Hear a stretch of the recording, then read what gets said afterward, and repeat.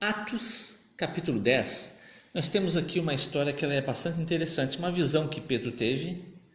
Ele estava com fome, a partir do verso 9 em diante, ele subiu no local ali e ele passou a ter um êxtase, uma visão. E nessa visão ele viu um lençol sendo descido, sendo baixado, e tinha todo tipo de bicho imundo ali, répteis, tudo animal imundo, de acordo com o que a Bíblia chama de imundo. Aí aparecia ali uma voz dizendo para ele: mata, Pedro, levanta-te, mata, Pedro, mata e come. Ele disse: não, de modo nenhum, Senhor, porque jamais comi coisa alguma comum, imunda. Segunda vez a voz lhe falou: ao que Deus purificou, não consideres comum. Sucedeu isso por 3 vezes e logo aquele objeto foi recolhido ao céu. Olha só que interessante. Então Pedro estava perplexo sobre qual seria o significado da visão. Ele ficou pensando: o que será que isso significa? Será que significa que eu posso comer carne de porco ou algum outro bicho imundo?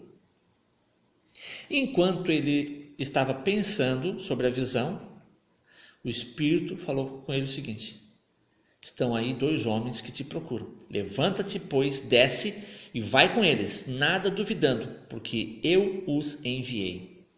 Era Cornélio lá e os seus companheiros. Muito bem. Aí quando Pedro foi lá na casa de Cornélio, ele disse o seguinte, verso 28, capítulo 10, verso 28, Atos 10, 28.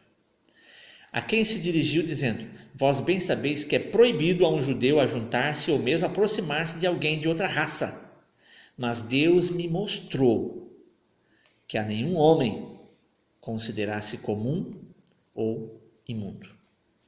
Falando exatamente daqueles animais que ele viu lá em visão, ele aqui agora explicando o que significavam aqueles animais. Na realidade, estava mostrando que ele não deveria considerar nenhuma pessoa de uma outra nação como comum ou imunda no caso.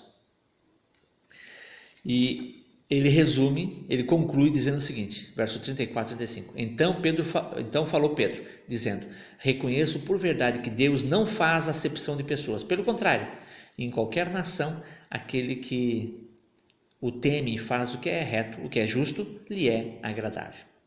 Veja como é fácil até de entender um texto que aparentemente algumas pessoas podem considerar complicado ou pode considerar que ele esteja dizendo uma coisa, mas quando você analisa todo o contexto, você percebe que a coisa fica mais fácil de ser entendida.